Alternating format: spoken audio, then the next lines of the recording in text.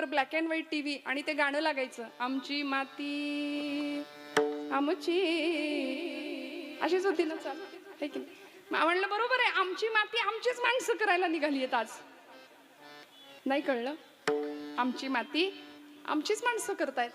मग कुठे चाललो आम्ही रसातळाला? आम्ही समृद्धीच्या दिशेने धावतो.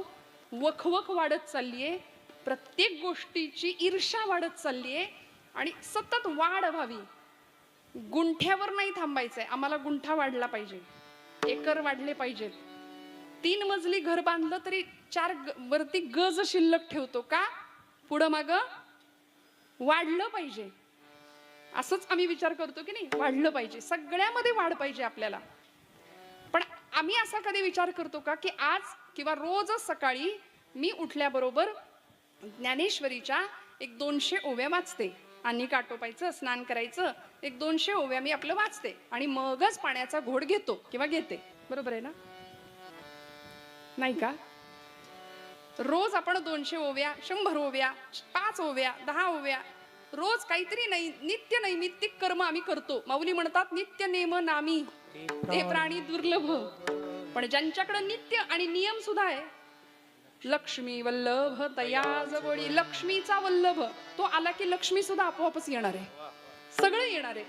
पण नित्य नैमित्तिक कर्म करत असताना आपल्याला असं वाटतं का की आता मी 4 ओव्या किंवा 10 ओव्या जर वाचत असेल तर याच्यामध्ये मला वाढ केली पाहिजे.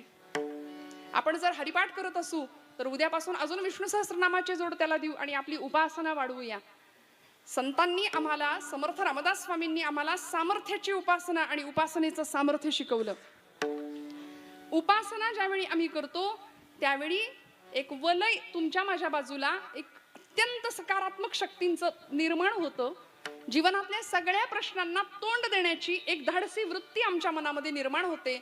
मग आजचा तरुण जो पूर्णपणे भरकटलेला आहे, पूर्णपणे संभ्रांत आहे, नाही कळत नेमकं करायचं काय, मग नको त्या वाटेला जातो आणि जीवनाचं पूर्ण अधःपतन करून घेण्याच्या मार्गावर जर मनुष्य प्राणी आहे.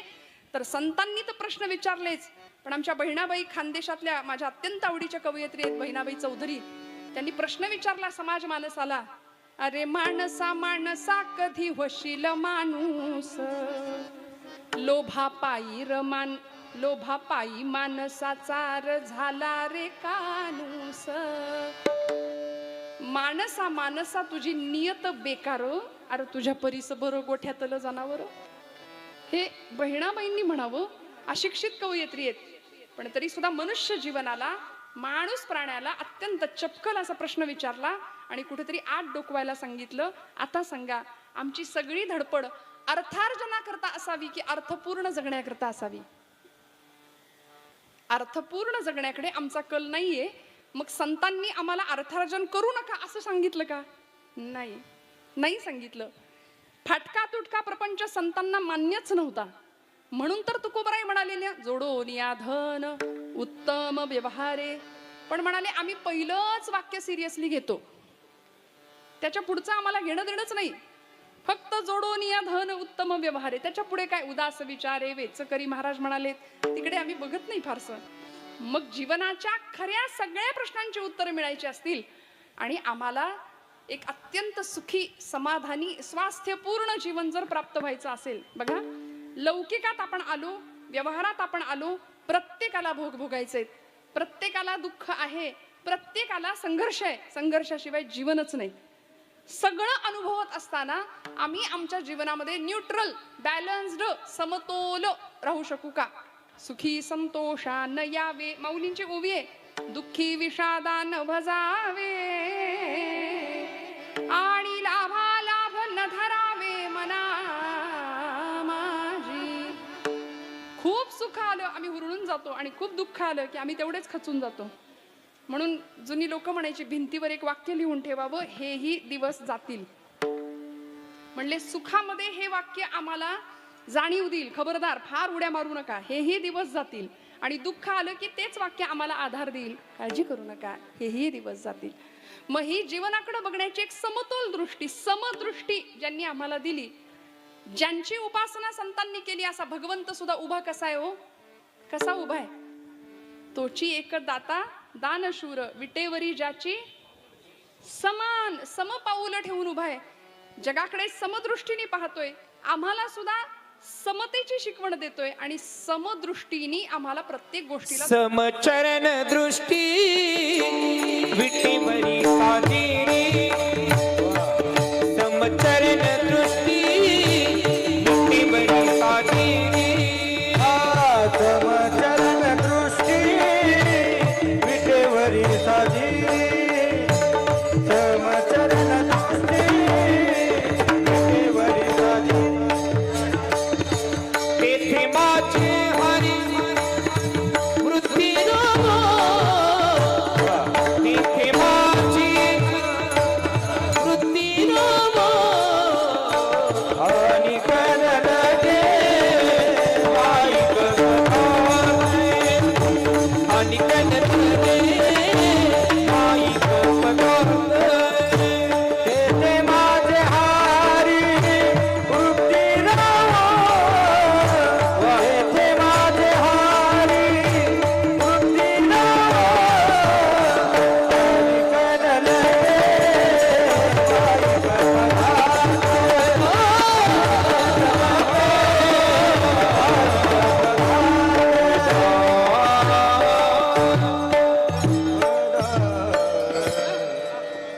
भगवंत समदृष्टी ठेवून विटेवर समचरण ठेवून उभा आहे. मग आम्हाला सुद्धा जीवनाकडे समत्वाने पाहता यावं आणि हा समतेचा ममतेचा दृष्टिकोन आम्हाला संतांनी दिलाय.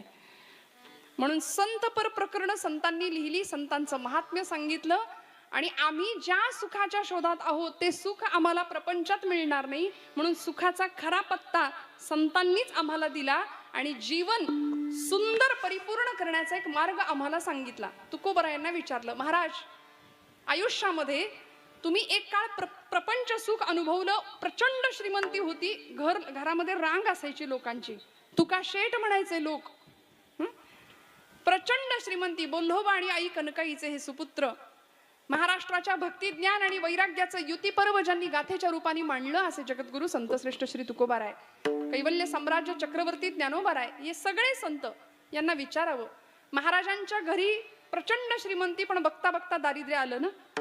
आम्ही सदैव सुडके जवळी येता चोरही धाके, चोर सुद्धा 10 वेळा विचार करेल म्हणले आमच्या घरात येताना, कारण इतकं दारिद्र्य ओसंडून व्हायला लागलं. 12 वर्षाचा दुर्गादेवीचा दुष्काळ पडला आणि त्या दुष्काळाचं सावट आमच्या घरावर पडलं. प्रचंड अन्नान्न दशा झाली सगळ्या महाराष्ट्राची.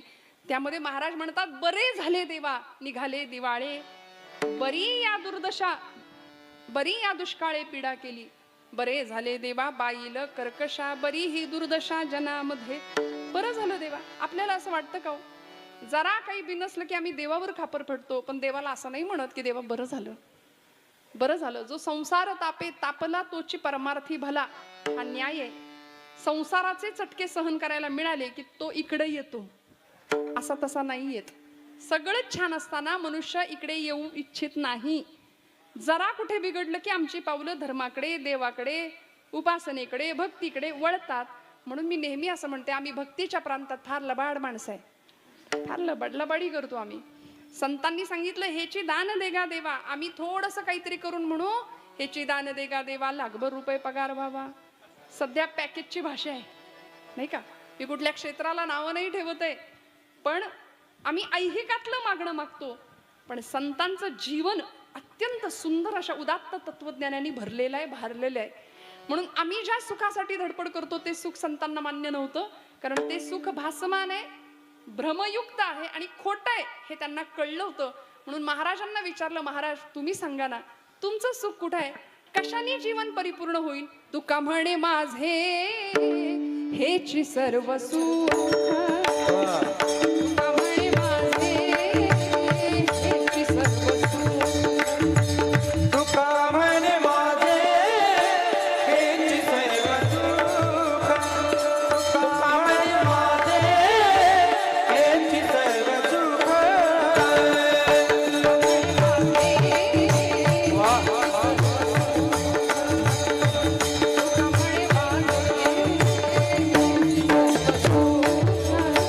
तुका म्हणे माझे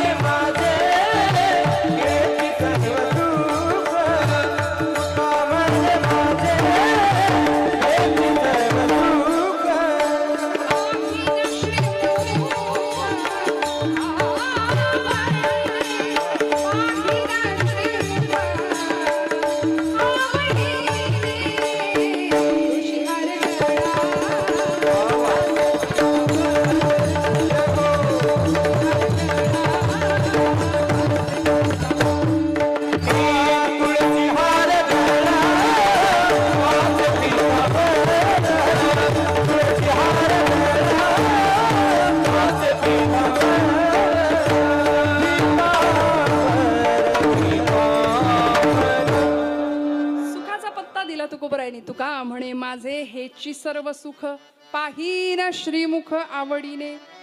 माझं सुख भगवंताला पाहण्यामध्ये आहे आणि मग अशाच पद्धतीने माझं जीवन खऱ्या अर्थी परिपूर्णतेला पोहोचणार आहे. मी योग्य त्या सुखाचा मागोवा घेणार आहे. मग आता तुमच्या माझ्या जीवनाकडे थोडंसं आपण आपल्याकडे बघितलं. आपल्याला देव कधी शोधायचा हो, देव कधी मिळायचा हो, आपण आपल्यालाच शोधण्यात कमी पडतोय. म्हणून आमचं जीवन परिपूर्ण होण्याकरता जन्माला आलेला जीव अपूर्ण आहे. तत्वज्ञानी संत हे परिपूर्ण आहेत. परिपूर्ण असलेलं ब्रह्म संतांनी आपलंसं केलं म्हणून अपूर्ण जीव परिपूर्ण झाला आणि अतिशय सुंदर अशा मार्गपथावरती उत्थानाच्या दिशेने प्रवास सुरू झाला. तसं आमचंही जीवन पूर्णत्वाला व्हावं यावं याकरता कुणाच्या सहवासात गेलं पाहिजे आणि आमचं जीवन नेमकं कशा पद्धतीने साकारलं गेलं पाहिजे याचा खुलासा तुकोबरायांनी करून दिला आणि त्याकरता अत्यंत सुंदर अशी पवित्र उपमा वापरली अभंगाच्या प्रथम चरण. अमृताची फळे अमृताची वेली अमृताची फळे अमृताची वेली अमृताची फळे अमृताची वेली अमृताची अमृताची वेली अमृताची फळे अमृताची वेली अमृताची फळे अमृताची वेली अमृताची फळे अमृताची वेली अमृताची फळे अमृताची वेली आतेची पुढे झाली बीजाची तेची पुढे झाली बीजाची त्याची पुढे झाली त्याची पुढे झाली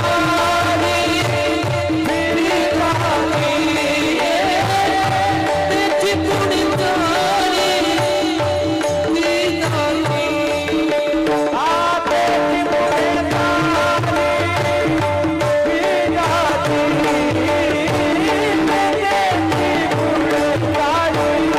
बीजाची तेची पुढे झाली बीजाची त्याची पुढे झाली पिताची ऐशियाचा संग जय नारायणा ऐशियाचा संग जय नारायणा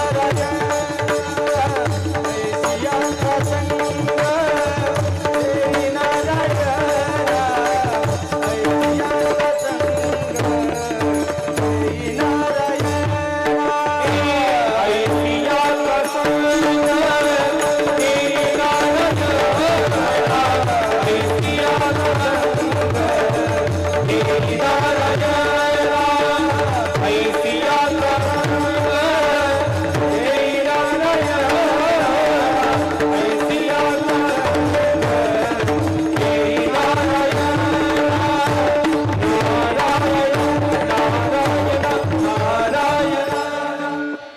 वा. अमृताची फळे अमृताची वेली. आता माझाही वाढवायला लागेल मग आवाज. खूप लाऊड झाले. थोडं बॅलन्स्ड करता आलं तर बघा करा. विठ्ठल विठ्ठल विठ्ठल. विठ्ठल विठ्ठल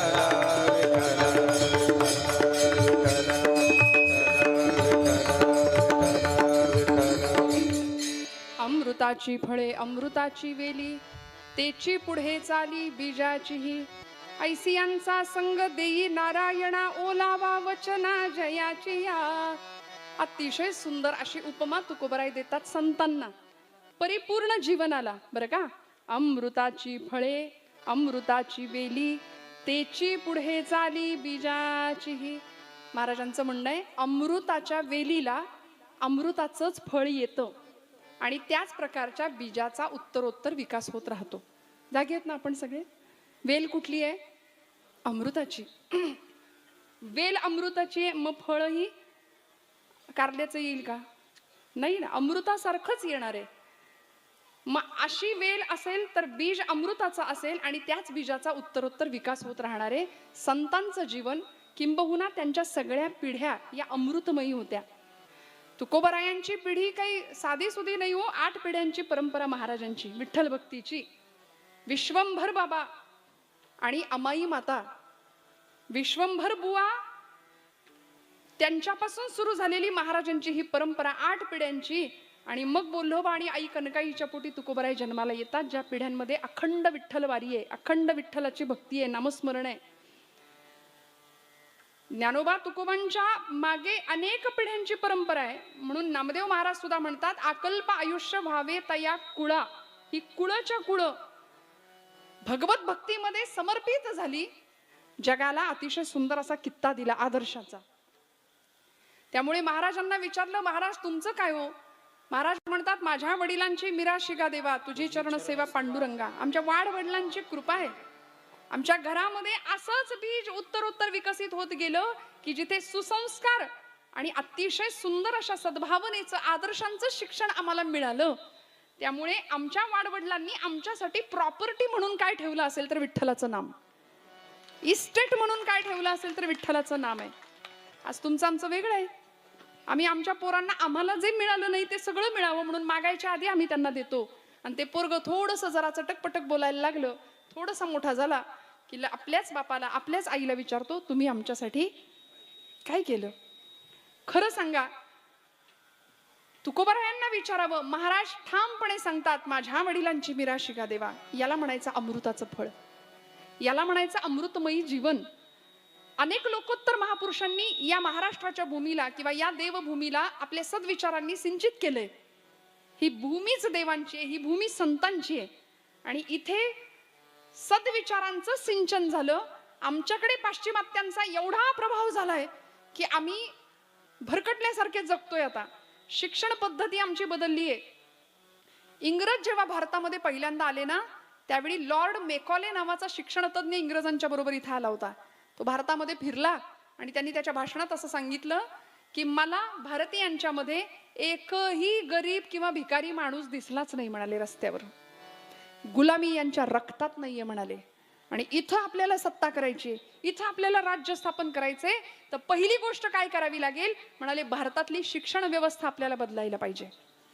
म्हणून शिक्षणाचा हेतू नाही धर्मसंस्कृतीचा, धर्मसंस्कृती बुडवावी हेतू इंग्रजांचा. आले बरं, इंग्रजच आले का हो? सगळे आले होते. शक आले, हून आले, पोर्तुगीज आले, डच आले, अनेक मंडळी आली. मुघली आक्रमण झाली, सुलतानी आक्रमण झाली. आमचा राष्ट्राभिमान स्वतःच्या टाचेखाली तुडवायचा या लोकांनी प्रयत्न केला. असंख्य प्रकारचा छळ भारतवासियांचा केला आणि आम्हाला गुलाम बनवून ठेवलं. हजारो वर्षांची परंपरा. मग या गुलामीच्या अंधकारातनं आमचं उच्चाटन व्हावं, आम्ही बाजूला पडावं, स्वत्वाची जाणीव व्हावी, हे कायम आमच्या संतांना वाटलं हो. 12व्या शतकामध्ये माझ्या ज्ञानोबा माऊलींनी इथं भक्ती विद्येचा, ब्रह्मविद्येचा सुकाळ केलाय ज्ञानेश्वरीच्या रूपाने. तुकोबरायांची गाथा या मातीत फुलली आहे. नामदेव महाराज याच मातीमध्ये पांडुरंगाला सांगतात, तीर्थ विठ्ठल, क्षेत्र विठ्ठल, देव विठ्ठल, देवपूजा विठ्ठल, सर्वभूती असलेलं परमात्म तत्व, वासुदेवम सर्वमिती, हे तो समस्त हि श्री वासुदेवो, ऐसा प्रतिती रसाचा वोतला भावो, आणि भक्ता माझी रावो ज्ञानिया तोची. ज्ञानी भक्ताचं लक्षण सांगताना माऊली म्हणतात, सगळ्या जगामध्ये ज्याला जो वासुदेवालाच पाहतो, जो भगवंतालाच पाहतो, आपण पाहतो का? आमचं जीवन अमृतासारखं कसं घडेल सांगा ना. संतांनी व्यापक दृष्टीने जगाकडे पाहिलं, माझ्यात विठ्ठल आहे तसा तुझ्यातही विठ्ठलच आहे. आपण हे समजत नाही म्हणून आपण म्हणतो तुला बघून घेतो. 25 वर्षापूर्वीचं दुखणं आम्ही 25 वर्ष असं डोक्यात कचऱ्यासारखं साठवतो. एखाद्याबद्दल प्रचंड राग, प्रचंड द्वेष, प्रचंड ईर्ष्या, आणि या सगळ्यांचं बनून आमचं डोकं, ते डोकं आहे तिथं बुद्धी आहे, आम्ही त्याला डस्टबिन बनवून टाकलं. कचरा पेटी जणू काही आहे की काय. मग या सगळ्याचा निचरा व्हावा, शुद्धता आणि पावित्र्याने जीवन भरलं जावं, भारलं जावं. मनोहि द्विविधम प्रोक्तम, शुद्धम च अशुद्धमेव च, अशुद्धम काम संकल्प, शुद्धम काम विवर्जितम. शुद्ध मनाचा उत्थान व्हावं किंवा शुद्ध मनाचा उगम व्हावा आणि ते शुद्ध सात्विक मन भगवंताच्या चरणावर जावं, ही संतांची अपेक्षा आहे तुमची माझ्याकडून. आमचं जीवन सुद्धा अमृतासारखं घडावं. आमच्या जीवनाला सुद्धा परिपूर्ण अवस्था प्राप्त व्हावी, आम्ही देवस्वरूप व्हावं म्हणून संतांनी, तुकोबरायांनी संतांचं जीवन आमच्या समोर ठेवलंय. आणि जीवन समोर ठेवत असताना बघा, आपण एखादा माणूस कसा आहे हे सांगत असताना त्याला एखादी उपमा देतो. उपमा म्हणजे माहितीये ना, उपमा खायचा नाही, मराठी भाषेतला व्याकरणशास्त्रातला एक अलंकार आहे उपमा. का उपमा द्यायची? एखादा माणूस कसा आहे हे सांगताना आपण एखाद्या वस्तूची, एखाद्या गोष्टीची उपमा त्याला देतो. संत कसे आहेत हे सांगताना तुकोबरायांनी उपमा वापरली पहिल्या चरणामध्ये, अमृत. संत अमृतासारखे आहेत. म्हणाले चंद्राची उपमा देता आली असती, पण नाही दिली, चंद्राला डाग आहे म्हणाले. सूर्याची उपमा देता आली असती, पण सूर्य ताप देतो. कल्पतरूची उपमा देता आली असती, कल्पवृक्षाची उपमा देता आली असती, पण इच्छित मनोकामना इच्छा केली तर कल्पवृक्ष पूर्ण करतो. पण संत काय करतात माहितीये का? पाप ताप दैन्य जाई उठा उठी, पाप ताप दैन्य जाय उठा उठे, पाप ताप दैन्य जाई उठा, पाप ताप दैन्य जाय उठा, दाहलिया भेटी दाहलिया भेटे हरिदासाची, दाहलिया भेटे हरिदासाची, दाहलिया. पाप ताप आणि दैन्य या तीनही गोष्टी फक्त संत दर्शनाने निघून जातात. म्हणून संतांना अमृत अशी उपमा दिली, जे सर्वोच्च, सुप्रीम क्वालिटी ज्याला म्हणायचं, सर्वोच्च सगळ्यात सुंदर काय असतं, ज्याच्यासाठी याच भोलेनाथांनी, अतिशय सुंदर असा याच भोलेनाथांच्या साक्षीने प्रसंग घडला. समुद्र मंथन झालं देवदैत्यांचं, मंदराचल पर्वताचं रवी केला, वासुकी सर्पाची दोरी केली, आणि भगवंतांना आणि देवांचं आणि दैत्यांचं समुद्र मंथन झालं. त्याच्यातून अनेक रत्न बाहेर आली, 14 रत्न या समुद्र मंथनातून बाहेर आली. लक्ष्मी कौस्तुभ पारिजातक सुरा, मी म्हणणार नाही, काळजी करू नका, लगेच अगदी सगळ्यांना आपलं आपलं आठवलं असेल नाही का. 14 म्हणजे मी आपण आता अभ्यास पूर्ण पद्धतीने जर बघायचं झालं तर आपल्याला ही 14 रत्न कुठे मिळतात तर म्हणे मंगलाष्टकात ऐकायला मिळतं. ही सगळी समुद्र मंथनातनं 14च्या 14 रत्न बाहेर पडली. त्याच्यामध्ये हलाहल असं विष नाही का, जहरी विष बाहेर पडलं. ते भगवान भोलेनाथांनी प्राशन केलं, आपण ऐकलं, आणि त्यातून अमृत बाहेर पडलं. त्या अमृताला प्राप्त करण्याकरता सगळ्यांच्या मध्ये भांडणं, देवदैत्यांच्या मध्ये, आणि मग भगवंतांना मोहिनी अवतार घ्यावा लागला या प्रसंगामध्ये. मग ते अमृत देवांनाच प्रदान व्हावं, देवांनाच प्राप्त व्हावं, याकरता किती मोठा सगळा घाट घालावा लागला. मग हे अमृत दुर्लभ आहे, हे अमृत दुर्मिळ आहे, पण संतांकडे बघावं, अमृताचा साठा आहे जीवनामध्ये. संतांच्या सहवासात गेलो, आपलं जीवन अमृतासारखं पवित्र होणारे, मधुर होणारे, मांगल्यमय होणारे. म्हणून म्हणाले, अमृताची फळे अमृताची वेली, तेची पुढे चाली बीजाचीही. अमृतासारखं जीवन जेव्हा असतं त्यावेळी निर्माण होणाऱ्या पुढच्या पिढ्या सुद्धा अमृत प्रदानच, अमृतमयच असतात. या देशामध्ये असा एक संन्यासी होऊन गेला, योद्धा संन्यासी असं त्यांना म्हटलं जातं. योद्धा कधी संन्यासी नसतो आणि संन्यासी कधी योद्धा नसतो, पण असं एकच अलौकिक विभूतिमत्व होतं की जे योद्धाही ठरले आणि जे संन्यासी ठरले. हिंदू धर्माचं तत्वज्ञान जगाच्या पातळीवर जाऊन अमेरिकेतल्या शिकागो धर्म परिषदेमध्ये, अमेरिकेतल्या माझ्या धर्म बंधू आणि भगिनींनो असं म्हणून विश्वबंधुत्वाचं नातं सगळ्या जगाला सांगणारे लहानपणीचे नरेंद्र आणि मोठेपणीचे स्वामी विवेकानंद. काय असते अमृताची वेल, काय असतं अमृताचं फळ.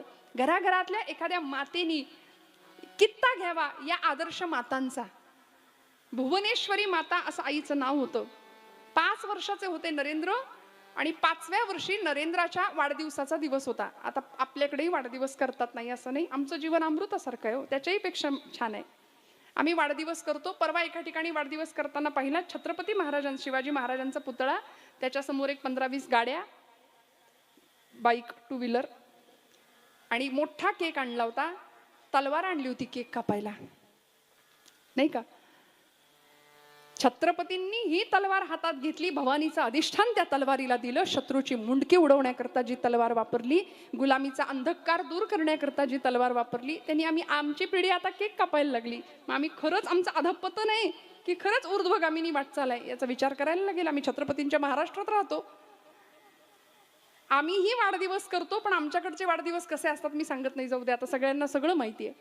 पण या नरेंद्राच्या वाढदिवसा दिवशी भुवनेश्वरी मातेनी ओवाळायला घेतलं, औक्षण करायला घेतलं, घरी गोडधोड बनवलं, मस्तपैकी सगळे मित्रमंडळी जमले आणि त्या मित्रमंडळींनी आपापसात चर्चा केली. ए मोठेपणी तू कोण होणार रे? दुसऱ्यांनी विचारलं, ए तू कोण होणार रे? म्हणला माझे वडील डॉक्टर आहेत, मी डॉक्टर होणार. माझे वडील इंजिनियर आहेत, मी इंजिनियर होणार. माझे वडील शिक्षक आहेत, मी शिक्षक होणार. असं सगळी चर्चा चालू असताना या पठ्ठ्यावर पाळी आली आणि याला विचारलं, तू मोठेपणी कोण होणार रे? तू मोठेपणी कोण होणार? त्यावेळी या पठ्ठ्याने नेमकं असं उत्तर दिलं, मी मोठेपणी घोडा चालवणारा टांगेवाला होणार आहे. उत्तर होतं, मी मोठेपणी घोडा चालवणारा टांगेवाला होणार आहे. आणि उत्तरेकडचा एक शब्द आहे, त्याला कोचमन असं म्हणतात. कोचमन, टांगा जो हाकतो ना, आणि त्या टांग्याचा तिकडचा शब्द आहे बग्गी. बग्गी म्हणतात, कारण त्याच्यामध्ये जो घोडा हाकणारा माणूस आहे तो असा उंचावर असतो आणि मागे पाहुणा जो कोण बसणार आहे तो खाली असतो उंचीने. या 5 वर्षाच्या नरेंद्रांनी आपल्या वडिलांना पाहिलं होतं कोर्टात जाताना सुटाबुटात जातात. तो इंग्रजांचा पोशाख असल्यामुळे तो आवडत नव्हता, पण ज्या घोड्याच्या गाडीत बसून जात होता तो गाडीवाला जो होता ना, त्याचा पोशाख लालबुंद, त्याचा सुरवार, त्याचा झब्बा सुरवार, त्याचा लालबुंद फेटा, लांब मिशा त्याच्या, आणि त्याला बघून नरेंद्राला वाटायचं मला कोच बनवायचंय. वडिलांना सांगितलं मी मोठा झाल्यावर घोडा चालवणारा टांगेवाला होणार आहे. आता इथे आपल्यातला एखादा वडील बाप असता तर त्यांनी काय केलं असतं? कानपाटात खाल्ली असती त्या पोरांनी. म्हणाले असते तुझा बाप वकील आहे आणि तू टांगेवाला होणार, काहीच वाटत नाही तुला. पण मायबाप काय असतात, अमृताची वेल काय असते बघा. भुवनेश्वरी माता सांगते, बाळा तुला टांगेवाला व्हायचंय ना? हो, माझी काही हरकत नाही. पण घरामध्ये मोठा एक फोटो होता, चित्र होतं. कुरुक्षेत्रावर भगवान गोपालकृष्ण अर्जुनाच्या रथाचं सारथ्य करणारे, आणि ते चित्र नरेंद्राला 5व्या वर्षी दाखवलं. आणि भुवनेश्वरी माता म्हणतात, बाळा मोठेपणी मी, बाबा मोठेपणी मी, ऐटीत बसूनीच बग्गी हाकणार, हरकत नाही बाळा अर्जुन रथीचा तू कृष्ण होणार. तू काय कर, तुला टांगेवाला व्हायचंय ना? हो, पण तुझ्या घोड्याच्या गाडीमध्ये फक्त अर्जुनाला बसव, अर्जुनाचं सारथ्य करणारा गोपाळ कृष्ण हो माझ्या राजा. इतकं सुंदर जीवन तत्वज्ञान आणि सोपं एक माता आपल्या लेकराला देऊ शकते आणि अमृतासारखं जीवन घडवू शकते. विठ्ठलपंत आणि आई रुक्मिणीच्या पोटी ही 4 लेकरं जन्माला आली ना, ही अमृताची वेल होती, म्हणून अमृताची फळं या घरात जन्माला आली. अमृतासारखं जीवन झालं, अमृताची संजीवनी या महाराष्ट्रामध्ये उतू गेली. ज्या दिवशी पैठणच्या ब्रह्मवृंदांनी निर्णय दिला होता सगळ्यांना की लेकरांना जर संन्याशाची पोरं म्हणून विठंबना नको असेल, जीवन चांगलं जगायला हवं असेल, तर आई बापाला देहांत प्रायश्चित्त घ्यावं लागेल. विठ्ठलपंत आणि आई रुक्मिणी ब्रह्मवृंदांच्या समोर हात जोडतात आणि सांगतात, भूदेव आपला निर्णय आम्हाला मान्य आहे. देहांत प्रायश्चित्ताची तयारी केली. आपल्या 4ही लेकरांचा निरोप घेतला. झोपलेल्या अवस्थेमध्ये मातेचं मन पुढे जात नव्हतं, पाऊल पुढे जात नव्हतं. एकीकडे पतिधर्म होता आणि एकीकडे वात्सल्य ओसंडून वाहत होतं. आपल्या लेकरांकडे यावं, निवृत्तीनाथांच्या डोक्यावरनं हात फिरवला. निवृत्तीनाथ उठून उभे राहिले, जागे झाले. म्हणले, निवृत्ती तू मोठा आहेस, आम्हाला जावं लागेल. तुझ्या 3ही भावंडांना तू सांभाळ. अमृताचं बीज कसं असतं, अमृताची फळं कशी असतात, तू मोठा आहेस ना, तुला या तुझ्या 3 भावंडांना सांभाळावं लागेल. म्हणून निवृत्तीनाथांना शांत केलं, समजावलं. ही 3ही लेकरं झोपलेली आहेत. सोपान काका, आमचे मुक्ताई, ब्रह्मचितकला आणि ज्ञानदादा, तिघांच्याही डोक्यावरनं हात फिरवला, पांघरुणं सरळ केली आणि जड अंतःकरणाने आईसाहेब निघून गेल्या. निबिड अंधकारामध्ये, रात्रीच्या त्या अंधकारामध्ये कुत्र्यांचं किंचाळणं फक्त कानावर येत होतं आणि इंद्रायणी संथ वाहत होती. या दोघांनीही एका पाठोपाठ एक इंद्रायणीच्या डोहामध्ये उड्या टाकाव्या. पाण्यावर वलय वलय उठली आणि काही काळ इंद्रायणी गहिवरली, शांत झाली. संपलं जीवन, संपलं जीवन. भगवंताच्या, देवाच्या, देशाच्या चरणावर समर्पित करून टाकलं. आणि ही 4ही लेकरं पाठीशी होती का, तर समाजामध्ये मानाने जगता येईल म्हणून. पण थांबला का छळ? छळ थांबला नाही. समाजाने नको नको करून एवढा त्रास दिला, एवढा त्रास दिला, पण तरी सुद्धा जे खळांची व्यंकटी सांडू तया सत्कर्मी रती वाढू, इतकं उदात्त मागणं मागणारी संत हृदय या भूमीमध्ये जन्माला आली आहेत. ज्यावेळी आई निघून गेली, बाबा निघून गेले कळालं, निवृत्तीनाथ अंगणामध्ये बसलेत आणि छोटीशी मुक्ताई डोळे चोळत चोळत बाहेर येते आणि दादाला सांगते, दादा दादा माझी आई कुठे रे? निवृत्ती दादा म्हणतात, मुक्ते मुक्ते आई देवाघरी गेली ग, आई देवाघरी गेली. दादा ती तर रोजच जाते, आत्ता येईल म्हणाली एवढ्यात. सिद्धेश्वराला गेली असेल, अश्वत्थ वृक्षाला प्रदक्षिणा मारून एवढ्यात येईल. नाही मुक्ते, आई कधीच नाही येण्याकरता गेली आहे, आई कधीच नाही येण्याकरता गेली आहे. दादा आई कधीच नाही येणार, मग तुला आई कुठली रे? आणि रात्रभर साठवून ठेवलेला हंबरडा निवृत्तीनाथ फोडतात आणि डसडसा रडून मुक्ताईला कवटाळून घेतात आणि म्हणतात, मुक्ते आजपासून तू माझी आई, तू माझी आई. म्हणून मुक्ता नाही मुक्ताई, मुक्ताई झालं. मुक्ताबाई नमो त्रिभुवन पावनी आद्यत्रय जननी देवांची. नमो ज्ञानेश्वरा नमो ज्ञानेश्वरा निवृत्ती उदारा सोपान देवा. ब्रह्मचित्करा होती, बहीण म्हणून जन्माला आली, पण आई झाली सगळ्या तीनही भावंडांची.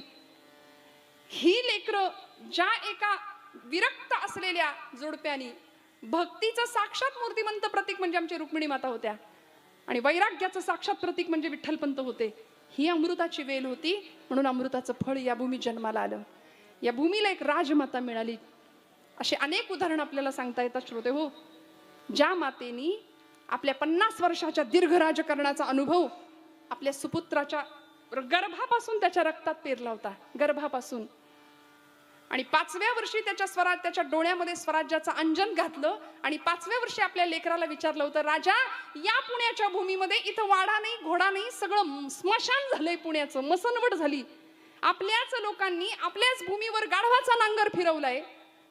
इथं आपल्या बाया बापड्यांच्या कपाळावरचं कुंकू सुरक्षित नाहीये, देवळातला देव सुरक्षित नाही, वेदशाळेतला वेद सुरक्षित नाही. इथं स्वराज्य स्थापना करशील का रे?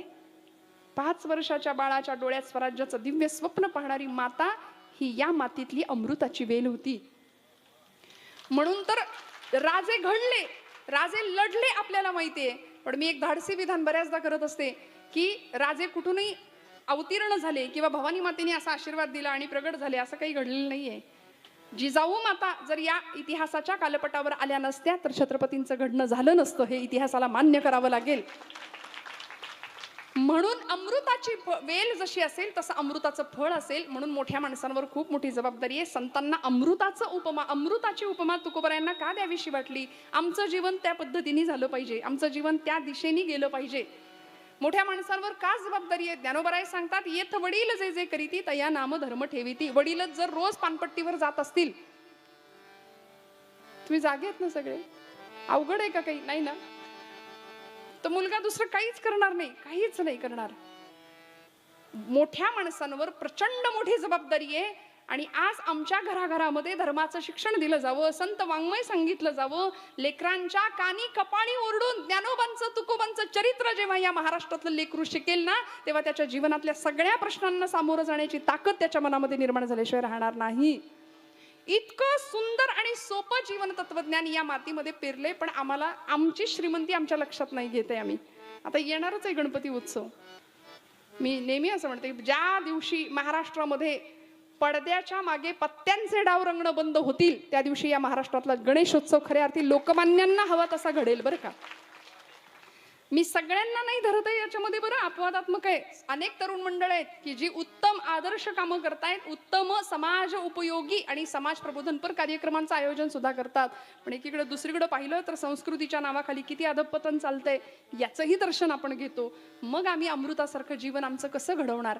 मग त्याकरता असं अमृतमय आणि असं उदात्त जीवन घडवण्याकरता आम्हाला कुणाच्या सहवासात गेलं पाहिजे त्याचं उत्तर देतात तुकोबराय अभंगाच्या 2ऱ्या चरणात. ऐसियाचा संग हे नारायणा, ऐसियाचा संग हे नारायणा, ऐशियाचा संग दे नारायणा, ऐशियाचा संग दे नारायणा, ऐसियाचा संग हे नारायणा,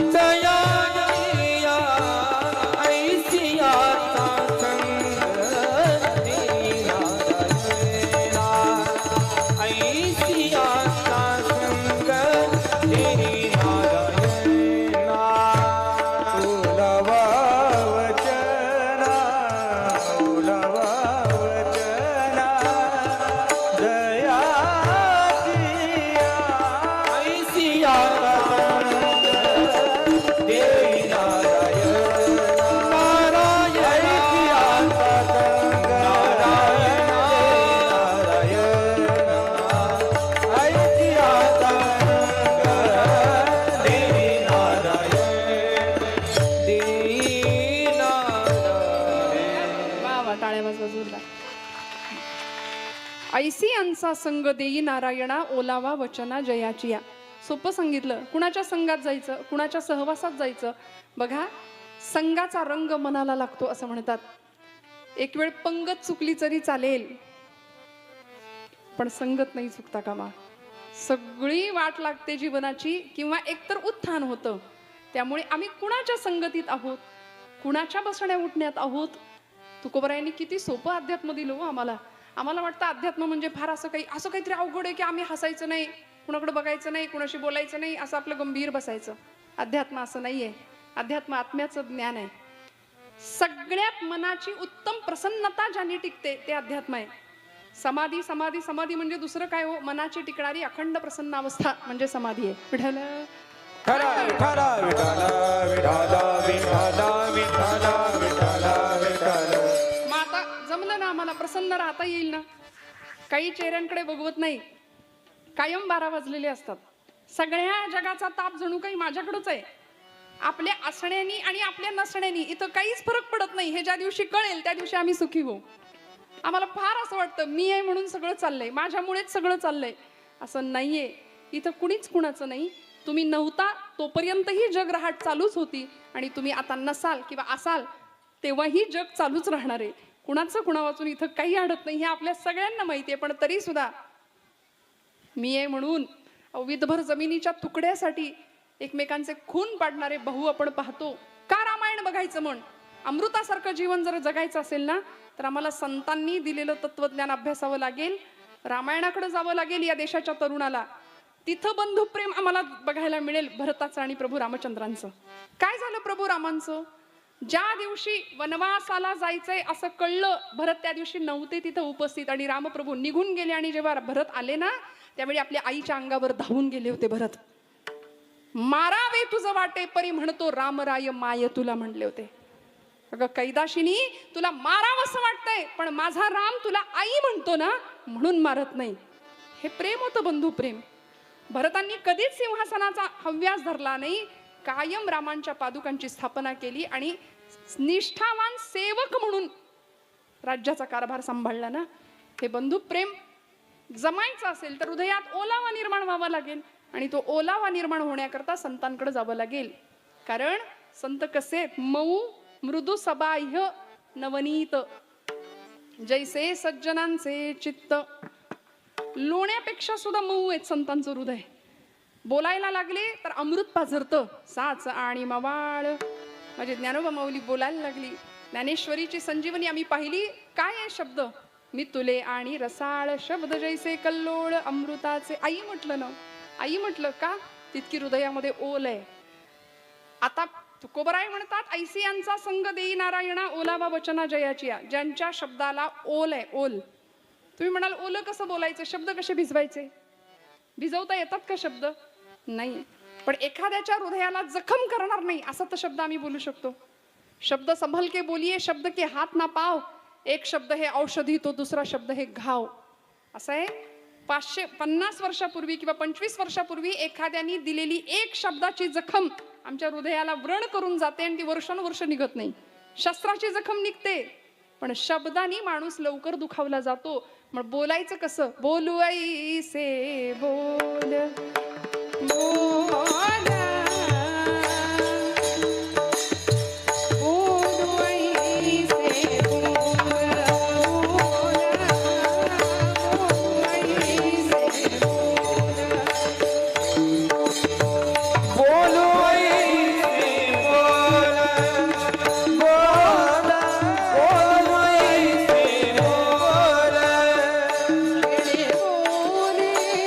विठ्ठल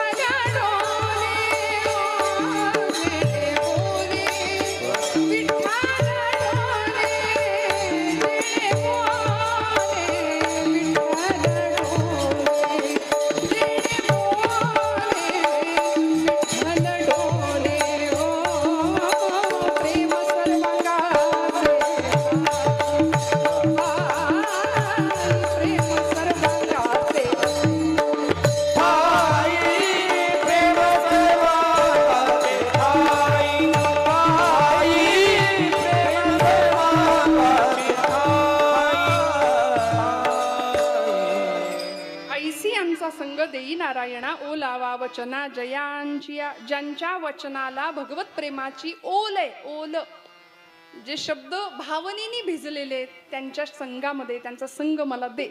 ऐसी यांचा संग देई नारायणा. मग म्हणाले ओळखायचं कसं आता अशा माणसांना? कारण अलीकडे संत म्हणजे भगव्या कपड्यातलेच फक्त संत आहेत का, असं नाहीये. संतत्वाचं हृदय असणारी बरीच माणसं आजूबाजूला आहेत, पण म्हणाले ओळखता आलं पाहिजे म्हणून क्रायटेरिया दिला. गर्वन्नोद्वहते न निंदती परान्नो भाषते निष्ठुरम उक्तंकेन चिदः प्रियंच सहते क्रोधंच नालंबते श्रुत्वा काव्यमलक्षणं परकृतं संतिष्ठते मूकवत् दोषांछादयते स्वयं न कुरुते एतत्सतां लक्षणं. लक्षणं दिली संतांची. म्हणले ओळखायचं कसं त्यांना? गर्वन्नोद्वहते, गर्व कधीच करत नाही. न निंदती परान, दुसऱ्याची निंदा ज्याच्या चित्ताला सुद्धा शिवत नाही. नाही तर आपण 4 बायका एकत्र जमलो, असं म्हणतात सगळ्या राजेगावचं वर्तमानपत्र तिथं मिळतं. याचं काय झालं, तिचं काय झालं, ती तशीच, तुला म्हणून सांगते. कशा करतो हे सगळं करून आपल्याला काय मिळतं खरं सांगा? पण आपण असं कधी बोलतो का? आज किती ग ओव्या वाचल्या तू ज्ञानेश्वरीच्या? आज हरिपाठ केलास का ग? आज किती जप झाला तुझा? आम्ही हे नाही करत, आम्ही हे नाही करत.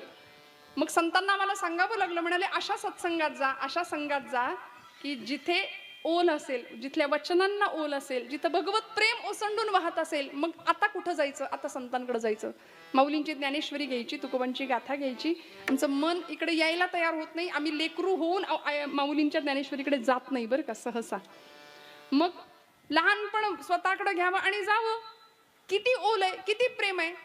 संघाचा परिणाम काय होतो श्रोते हो? संघाचा परिणाम होतो तुकोबाराय देहूमध्ये कीर्तन करायचे. येडा तुक्या म्हणून लोक त्यांच्याकडे पाहत होते आधी, पण ज्या दिवशी छत्रपती सुद्धा कीर्तनाला बसतायत, किंबहुना तुकोबांचा अधिकार जगाला कळतो ना, त्या दिवशी सगळ्या पंचक्रोशीत तुकोबांची कीर्तनं रंगायला लागली, बोलवणी यायला लागली. आणि लोहगावला तुकोबारायांचं कीर्तन. देहू ते लोहगाव अंतर आपल्याला माहितीये. ते चालत तुकोबाराय कीर्तनाला जायचे पूर्वीचा काळ. लोहगावात जाऊन कीर्तन छान. त्या दिवशी कीर्तन होतं शिवबा कासारांच्या घरी. महाराजांच्या 14 टाळकऱ्यांपैकी एक टाळकरी होते.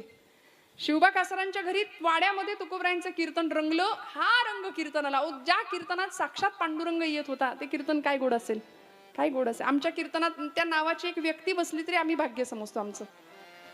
किती गोड असेल तुकोबरायांचं कीर्तन. पांडुरंग कीर्तनात येत होता. कीर्तन झाल्यावर कडकडून, आणि 1.5-2 तासाचं नाही हो, पोट भरून मन भरून 5-5 तास कीर्तन. आपल्याला जमतं का एवढं? नाही ना. 5 तास कोण बसणार कीर्तनाला? मन भरून कीर्तन करावं. त्या दिवशी इतकं सुंदर कीर्तन झालं तुकोबरायांचं. आणि कीर्तन संपलं. आता शिवबा कासार महाराजांना म्हणतायत, महाराज इथं राहा, आजचा दिवस मुक्काम करा आणि उद्या सकाळी उजाडलं की निघून जाते हुला. नाही म्हणले, आवली आहे घरी. आणि आवली म्हणजे काय प्रकरण होतं जिजाई मातांचं. जिजाई आई साहेब या महाराष्ट्राला 2 जिजाई अशा मिळाल्या की जिनी एक पांडुरंगाचा भक्त तुकोबरायांना सांभाळलं, आणि जी जिजाई आपण मगाशी ऐकलं तिने एक शककर्ता राजा महाराष्ट्राला दिला. अशा 2 जिजाई या महाराष्ट्राचं संचित आहे, खूप मोठं संचित आहे. म्हणून भगवंतांनी सुद्धा जिजाई माऊलीची काळजी जास्त घेतली. का? तू माझ्या तुकोबरायांना सांभाळते ना, म्हणून जिजाई आई साहेबांचा काटा काढला भगवंतांनी. किती दुःख दूर करावं, किती सांभाळावं. तुकोबराय म्हणले नको, आवली घरी वाट बघत असेल, मला गेलं पाहिजे. म्हणून महाराज निघाले. आणि अर्ध्या रात्री लोहगावातनं देहूकडे जात असताना वाटेमध्ये रात्रीच्या प्रहराला एक 15 माणसांचं टोळकं तुकोबरायांच्या समोरनं चालत आलं. आणि महाराजांच्या समोर आले, आपापसात चर्चा केली. म्हणले अरे आपल्यापैकी एक जण कमी आहे म्हणाले, यांना घेऊया का? आता ते कोण होते सांगायला पाहिजे का? आपल्यापैकी एक जण कमी आहे, तुकोबरायांना आपल्याला घेतलं पाहिजे सोबत. म्हणले तुकोबाई येताय का? चोर होते सगळे, लुटारू होते. महाराज येताय का आमच्या सोबत? संत प्रतिक्रिया देत नाही, शांत. येतो म्हणाले, कुठे सुद्धा नाही विचारलं. परत मोर्चा वळवला शिवबा कासारांच्या घरी. आणि शिवबा कासारांच्या वाड्याचं दार तुकोबरायांनी या चोरांना उघडून दिलं. सगळे आतमध्ये गेले. घरातलं जे जे मौल्यवान सामान होतं ते सगळं काढायला सुरुवात केली. तुकोबराय मदत करतायत. सगळं दिलं. आणि बघता बघता त्याच्यात 2 तास गेले. पहाटेचे 4 वाजले. पहाटेचे 4 वाजल्याबरोबर तुकोबरायांची वेळ, खऱ्या साधकाची वेळ काय असते? आपली पहाट कधी होते? आपण सगळे सूर्यवंशी आहे. आमच्या नवीन पिढीला तर आता सूर्योदय कधी बघायलाच मिळत नाही, माहिती पण नाही, नाही का? पण तुकोबरायांची पहाट आणि तो पहाटेचा काकडा, हातामध्ये एक काशाची थाळी आली होती आणि एक लाटणं आलं होतं. सुरू झाले तिथेच, उठा जागे व्हारे आता, स्वर्ण करा पंढरीनाथा, भावे चरणी ठेवा माथा, व्यथा जन्माचा. उठा जागे वारे आता, स्वर्ण करा पंढरीनाथा, भावे चरणी ठेवा, सुख व्यथा जन्माचा. कनकाच्या परियळी उजळूनी आरती, उजळूनी आरती, रत्नदीप प्रभा, रत्नदीप प्रभा, कैशा पाजल्या ज्योती. ओवाळू गे माये सभाय साजिरा, सभाय साजिरा, राही रखमाबाई, राही रखमाबाई, सत्य भावेशावरा, सावळा सुकुमार जैसा कर्दळी गावा. इतकं भगवंताचं गोड वर्णन करण्यात तुकोबाई रंगलेत. आणि शिवबा कासार घरची मंडळी सगळी उठली, म्हणले महाराज इथेच काकडा सुरू केला, गेला नाहीत घरी? नाही गेलो म्हणाले. परत आलात? हा गेलो होतो, परत आलो. मग बरोबर कोण आले? आता तुकोबराय काकडा सुरू करतायत म्हटल्यानंतर हे सगळे चोर लपून बसले. झाली पंचायत, म्हणले यांच्या बरोबर आलो आणि यांनीच आपल्याला सापडून दिलं. सगळे लपून बसले. तुकोबराय म्हणाले माझ्या बरोबर कोण आले सांगू? दिंडी आलीये. सगळे बाहेर आले, सगळ्यांनी बुके लावून घेतले, तुकोबांकडून सगळ्यांनी माळा घालून घेतल्या. काय परिणाम आहे? काय जीवन असावं जे स्वतःचा प्रभाव इतरांच्या जीवनावर टाकतं? काय भोजन आहे संतांचं, काय जीवन आहे संतांचं? संतांचे भोजन अमृताचे पान, संतांचे भोजन अमृताचे पान, संतांचे भोजन अमृताचे पान, संतांचे भोजन अमृताचे पान. कळीती ज्ञाना, कळीती ज्ञाना, सर्व काळा संतांचे भोजन अमृताचे पान, संतांचे भोजन अमृताचे पान. संतांचे भोजन अमृताचे पान, संतांचे भोजन अमृताचे पान. काय सेवन करायचं, हा कशाच्या सानिध्यात राहायचं, आचार विचार उच्चार व्यवहार आहार सगळंच सांगितलंय, सगळ्याचं मार्गदर्शन केलंय. कुठेही दुसरीकडे जायची गरज नाही. लोकांनी माळा तर घातल्या मधल्या काळामध्ये, हं? पण कोरोना आला की काढून ठेवल्या. डॉक्टर म्हणले चांगलं चुंगलं खाल्लं पाहिजे तब्येती करता. आमच्या निष्ठा पक्क्या नाहीयेत, आमच्या धारणा पक्क्या नाहीयेत.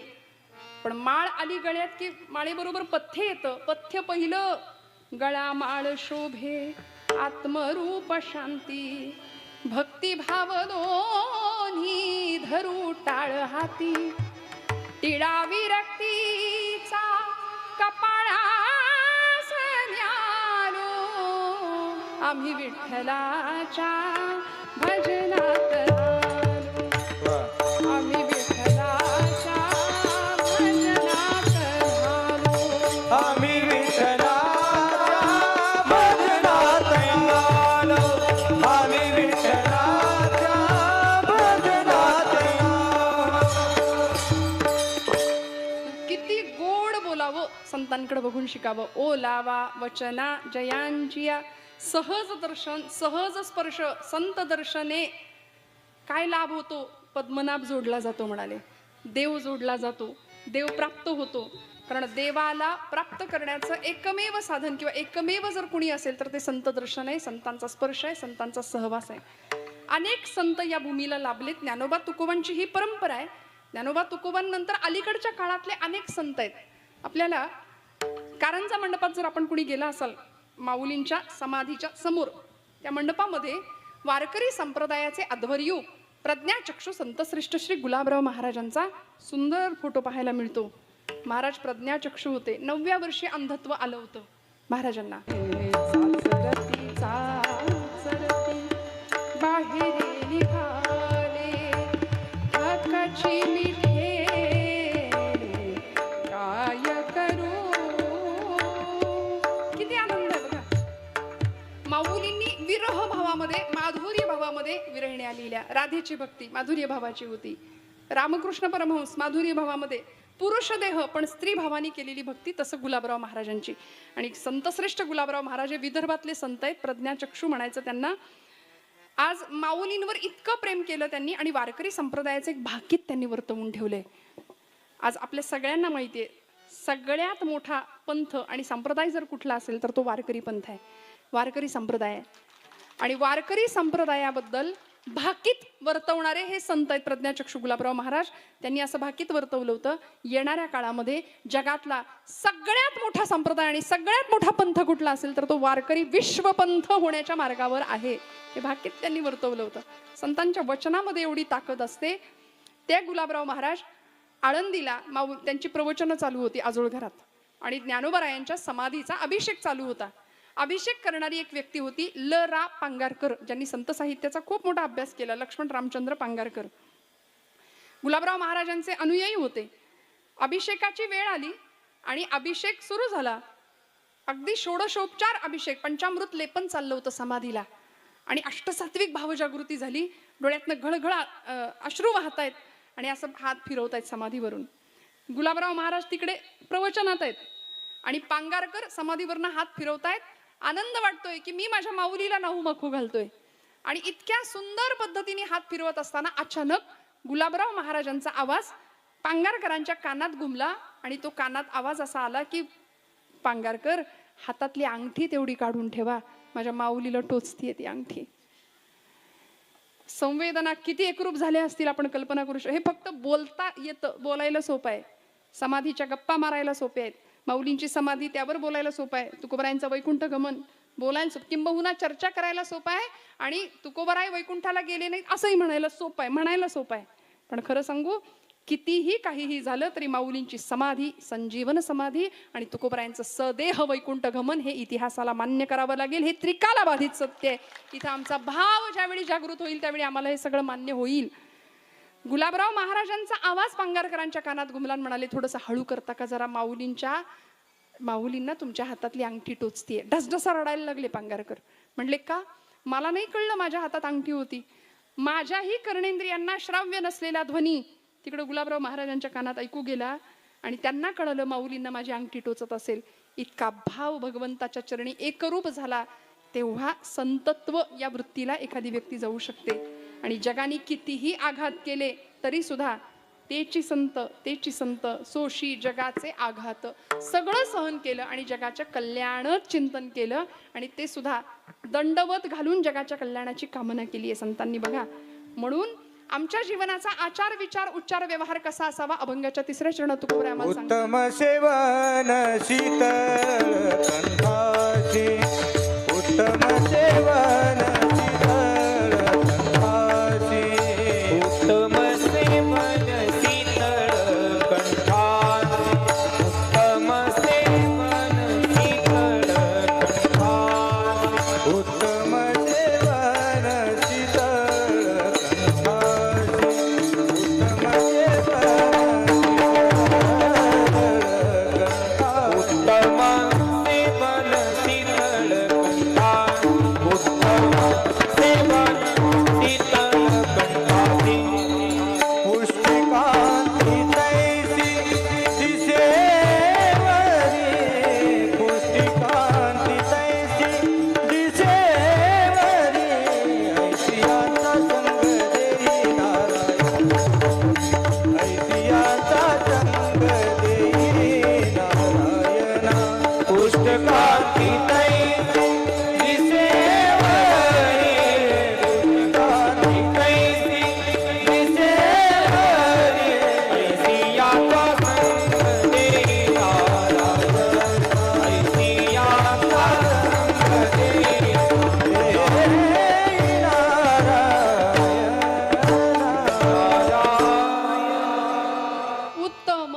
सेवन शीतळ कंठासी पुष्टकांती तैसी दिसेवरी.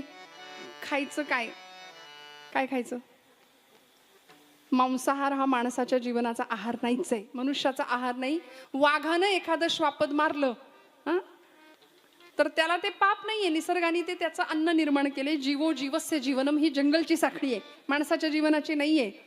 त्यामुळे काय जेवण, काय उत्तम सेवन करावं, कसा आहार असावा, आणि मग भारतीय संस्कृतीने, भारतीय अध्यात्मशास्त्राने, संत विचारांनी इथल्या तरुणाईचं मन मनगट आणि मेंदू बळकट केलाय. कारण त्यांना माहितीये व्यसनाधीन झालेली एखादी तरुणाई आतमध्ये शरीर नावाच्या उपकरणामध्ये व्यसन टाकलं की ते त्या क्षणी ते यंत्र गंजायला सुरुवात होते. त्यामुळे इथे पोलादी स्नायू आणि अशी मनगट इथल्या तरुणाईची असावीत. म्हणून स्वामीजी सुद्धा म्हणायचे की मला निरोगी, निर्व्यसनी आणि पोलादी स्नायूंचे संन्यासी द्या, मी देश बदलवून टाकीन. मी देश बदलवून टाकण्याचं सामर्थ्य. अशा संन्यासांची कल्पना केली, याचना केली.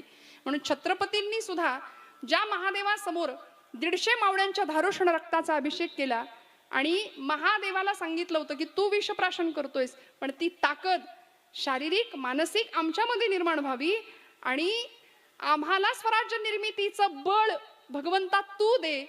उत्तम सेवन शीतळ कंठासी पुष्टकांती तैसी दिसेवरी. उत्तम जीवन आहार विहार आणि आचारानेच घडू शकतं, संतांच्या विचारांनी आम्हाला कळालं. छत्रपती शिवप्रभूंनी आपल्या रक्ताचा अभिषेक ज्यावेळी शंभू महादेवाच्या समोर केला ना पिंडीवरती, त्यावेळी भगवंताला याचना केली होती की हे भगवंता, हर हर महादेव हा तुझ्या सैन्याचा जागर आहे, आम्हाला ते बळ मिळू दे. आणि प्रार्थना करावी, जटाटवी गलज्जल प्रवाह पावित स्थले कलेवलम्य लंबितं भुजंग तुंग मालिका टमटम टमटम टमन निनाद वट्टम रमणचकार चंड तांडवं तनोतुर शिव शिव. जटाकटाह संभ्रम प्रमन्निलिप्त निर्झरी विलोलमी शिवल्लरी विराजमान उदरी रगत गत गत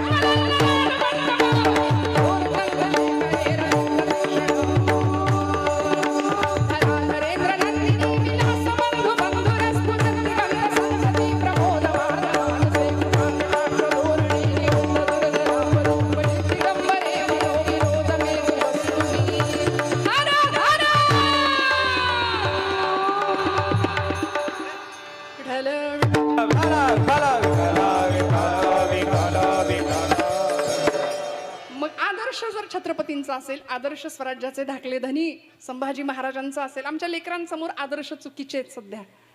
एखाद्याला विचारलं ना तुला कोण आवडतो, तर पिक्चरच्या हिरोचं नाव पटकन समोर येतं, नाही का? एखाद्या हिरोईनचं नाव सांगितलं का? विठ्ठल विठ्ठल विठ्ठल नाही, पटकन पटकन आम्ही एखाद्या हिरोचं नाव सांगून देतो. एखाद्या मुलीला विचारलं पटकन एखादी हिरोईन तिचा आदर्श असते, मला तिच्यासारखी केशभूषा, तिच्यासारखी वेशभूषा करायला आवडते. पण कपाळाला गंध लाव म्हटलं की तिला राग येतो. एखादी टिकली लाव. आमच्या एखाद्या तरुणाला सांगितलं डोक्याला टोपी घाल आणि गणपतीच्या आरतीला उभा राहा धोतर नेसून, ते म्हणतं बरमुड्यावरच करतो. काय बिघडतंय? जाऊ दे ना. अहो बिघडत काही नाही, देवाचं काही नाही बिघडत, आपलं बिघडेल. आपली परंपरा जर आपण नाही जपली ना, पोशाखापासून, आचारापासून, विचारापासून, व्यवहारापासून, आहारापासून सगळं सगळं. आम्ही हिंदू आहोत ना, आमच्या हिंदुत्वाचा आम्हाला अभिमान नाहीये. संतांनी आमची धर्मभावना जागृत केली. इथला धर्म सुरक्षित राहावा. आम्ही जर त्याकरता प्रयत्न नाही केले तर येणाऱ्या पिढीला पाऊल ठेवायला विधभर जमीन तरी मिळेल की नाही हे सांगता येत नाही. इतकी आक्रमणं आहेत, वर्षानुवर्ष आक्रमणं होती, शस्त्राची, शास्त्राची, विचारांची सगळी आक्रमणं झाली. पण आता आम्हाला सावध व्हावं लागेल. घराघरातल्या लेकरांना धर्मशिक्षण द्यावं लागेल. बाई ग बस देवा पुढं, बाबा रे बस देवा पुढं. घरातली आजी सांगते अगं छानपैकी देवाला दिवा लावला की म्हण ग बाई. आजी ती मुलगी आई आजीला सांगते तुला काही कळत नाही गप. आणि मग गॅदरिंग आलं शाळेचं की आमची 7वी 8वीतली मुलगी कमी कपड्यांमध्ये नको त्या गाण्यांवरती नाचते, आई वडिलांसह सगळा समाज शिट्ट्या मारतो. यासारखी नतद्रष्टता आमच्या समाजामध्ये दुसरी नाहीये कुठली. मला माफ करा, मी थोडं स्पष्ट बोलते. आम्ही आमच्या लेकीबाळींचं आयुष्य, आमच्या लेकरांचं आयुष्य, भविष्य जर सुरक्षित ठेवायचं असेल, म्हणू दे ना एखादा गीतेचा अध्याय, म्हणू दे ना तोंडपाठ हरिपाठ शाळेच्या गॅदरिंगमध्ये, कुठं बिघडतं? करू दे ना एखादा छत्रपतींची नाट्यकलाकृती, कुठं बिघडतं? पण नाही हो, नको त्या गाण्यावर आमची पोरं थिल्लरपणे नाचतात आणि आई वडिलांना सुद्धा आनंद होतो, काय नाचली माझी पोरगी. मग आम्ही ज्ञानोबांचे तुकोबांचे अंश आहोत, त्यांचे वारसदार आहोत. छत्रपतींच्या महाराष्ट्रात राहतो. इथल्या लेकी बाळींना सुरक्षा मिळावी, इथलं कुंकू सुरक्षित राहावं, देवळातला देव सुरक्षित राहावा, यासाठी हा घाट होता ना. त्याकरता तुकोबरायांच्या चरणी छत्रपती जातात, समर्थांच्या चरणी छत्रपती जातात. का हो? कारण आमच्या जीवनाला इतकी सुंदर पवित्रतेची दिशा मिळावी याकरता संतांनी आयुष्यपणाला लावलं, समर्पित जीवन केलं. महाराज म्हणतात आम्ही संतांच्या सहवासात गेलं पाहिजे. काय होणार आहे? उत्तम सेवन शीतळ कंठासी पुष्टकांती तेसी दिसेवरी भजन करूया. सांगते विठोबा रखुमाई, विठोबा रखुमाई, हरी विठोबा रखुमाई, विठोबा रखुमाई, विठोबा रखुमाई, रखुमाई, विठोबा रखुमाई, हरी रखुमाई, हरी विठोबा रखुमाई, विठोबा रखुमाई, विठोबा रखुमाई, विठोबा रखुमाई, विठोबा रखुमाई, विठोबा रखुमाई,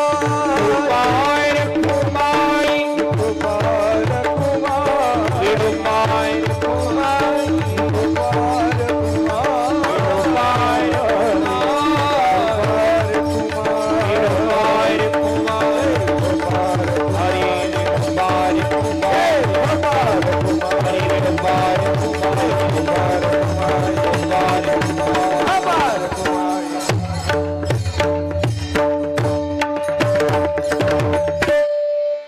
वा, ही दिवाळी आहे आमची. हा, मी अविवेकाची काजळी फेडोनी ज्ञानदीप उजळी, तर योगी आयसी दिवाळी निरंतर माऊली म्हणतात. ही खरी ज्ञानाची दिवाळी आहे. काय आयोजन आहे, टाळे वाजवा ना एकदा या सगळ्या तरुण कार्यकर्त्यांसाठी. वा वा, सुंदर, खूप छान, खूप मस्त, खूप छान. कारण आमच्या आयुष्यात दिवाळी वर्षातनं एकदा येते, ती दिवाळं काढून देते नाही का. पण ही दिवाळी अशी आहे की जी ज्ञानाचे दीप उजळवून टाकेल. मग बाहेर बाहेर अंधार असला तरी चालेल, बाहेर उजेड असो किंवा अंधार असो. सोहिरा म्हणे ज्ञान ज्योती तेथे कैची दिवस राती, तया विणे नेत्रपाती, तया विणे नेत्रपाती, तया विणे नेत्रपाती, हालवू नको रे हरिभजना विण काळ, हालवू नको रे.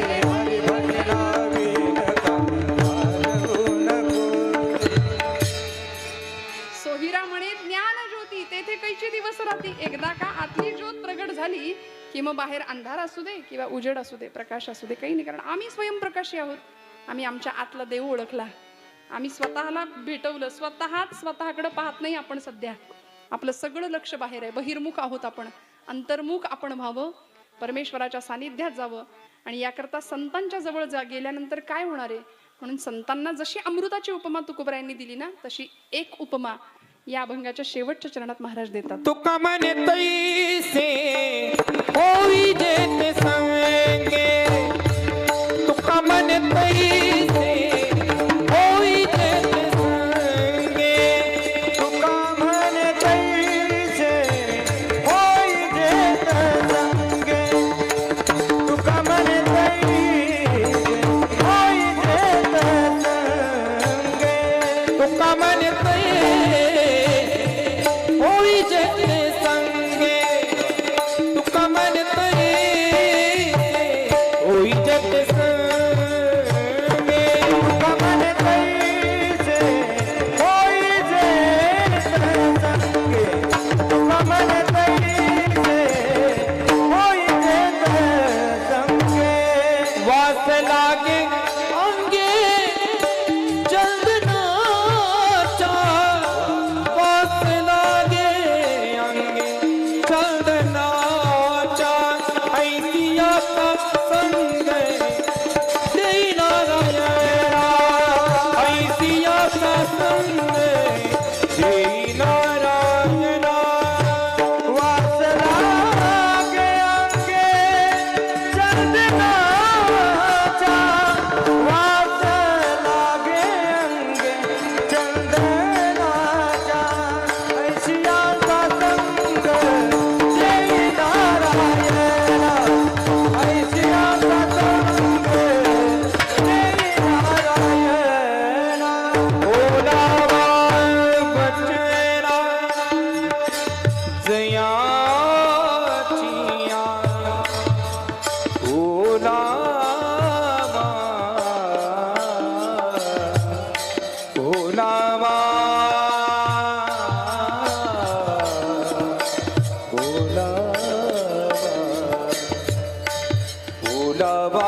वचन जयाचिया जयाचिया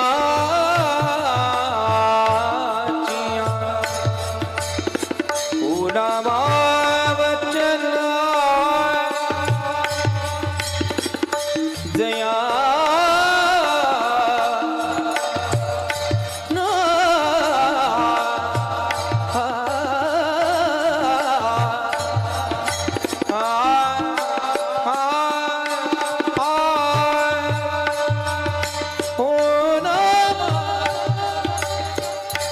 वचन वचन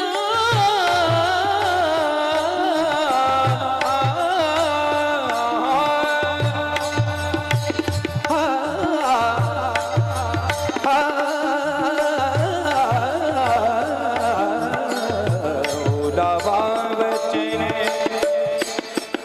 उडावा वचन दयाचिया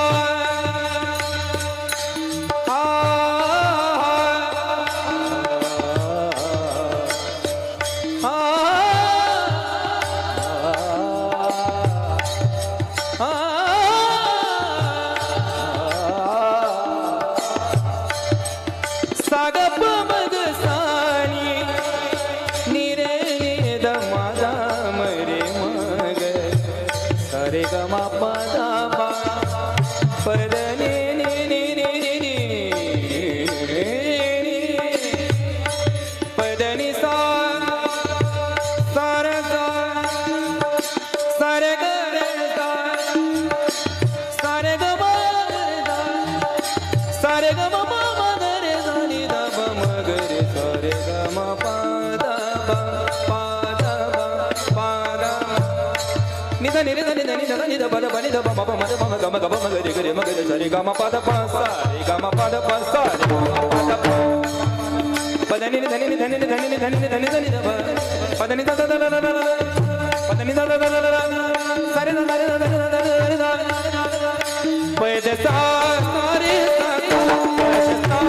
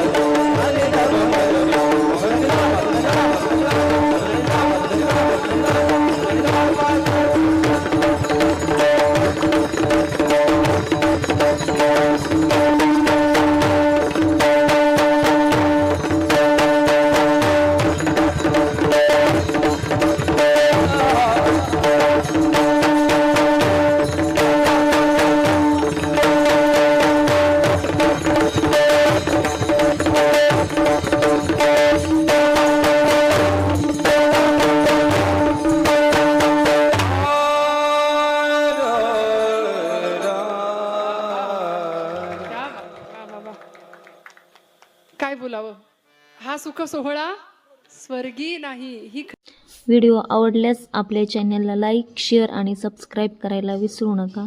धन्यवाद.